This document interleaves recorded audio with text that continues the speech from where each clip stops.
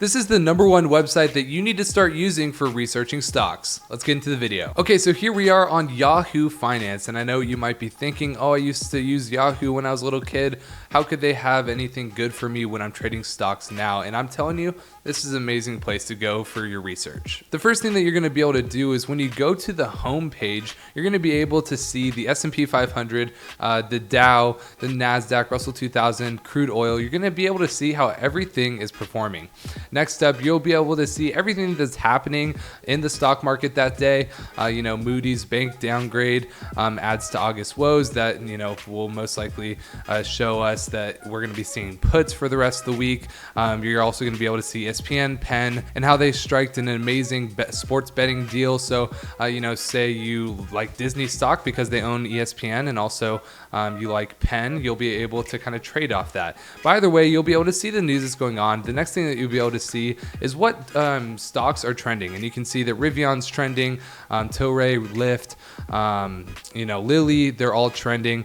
So you can actually click on one of them and you'll be able to look at all these stocks and see a lot of good data. So here you can see that Rivian was up about 3% today.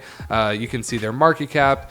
If they had a PE ratio, you would be able to see that. You'd be able to see their earnings, their EPS, earnings date, when it's going to be coming out, which was today.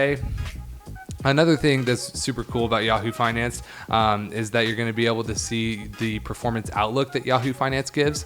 They give a short-term downtrend and then a midterm and long-term uptrend.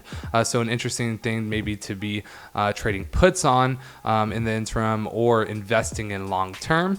And then also some really cool stuff on this side of the screen as well. You'll be able to see some similar stocks to Rivian, and then also the earnings. You can see that they've beat their past 4 earnings calls, so that's pretty interesting. And then you can also see their financials right here as well. You can see that Rivian's finally started to earn revenue, even though their earnings are going down with it. However, their revenue is increasing and their earnings are staying about the same. So that's pretty interesting. Another thing you can see is the recommendation trends, the rating. It is currently a buy. And then also they give analyst targets. They have about 20 analyst targets. It's currently sitting at about $24 a stock price, and the average is 26, as low as 14 and as high as 40. So you can see that there's potential upside there. And you can see which firms are giving it buys, sells, whatever.